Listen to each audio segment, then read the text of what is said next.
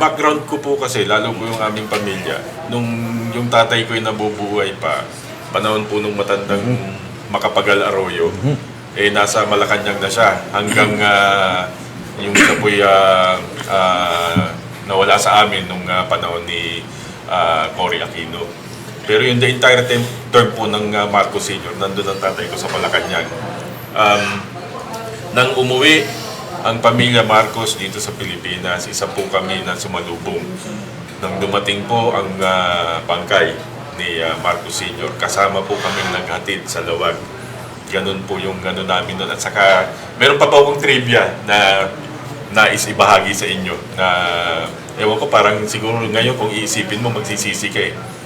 Kasi po yung mga panahon ng libing, nung matandang Marcos, si President Marcos Sr., nagkaroon po ng stampede nun eh, dun sa Lawag.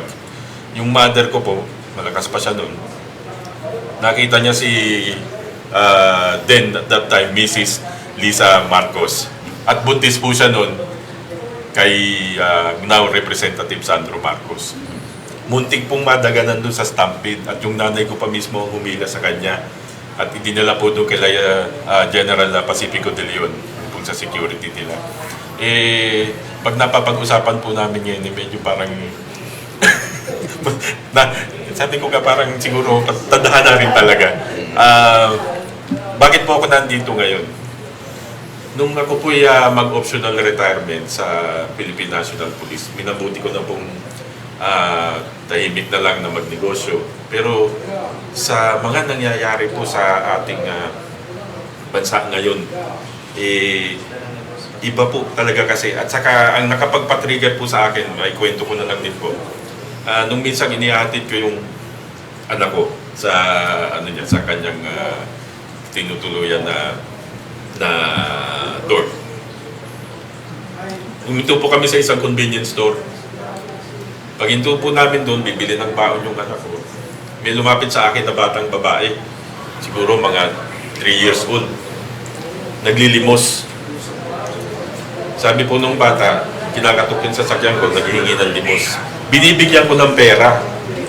Ang sabi ng bata, hindi ko po kailangan yung pera. Gusto ko po pagkain. Kasi kahapon pa po ako hindi kumakain. Tapos nakikita niyo po yung ginagawa ngayon at nangyayari ngayon dito sa ating bayan. Kaya sabi ko, sobra na to. Sobra na to. Kaya po ako, sa aking pananahimik, sabi ko, kung hindi ako titindig, hindi ako kikilos, baka pagdating ng panahon, yung mga anak at mga apo natin, hanggang kaapu-apuan, nagbabayad pa dun sa mga ginawa nilang pagdarambong dito sa ating bayan.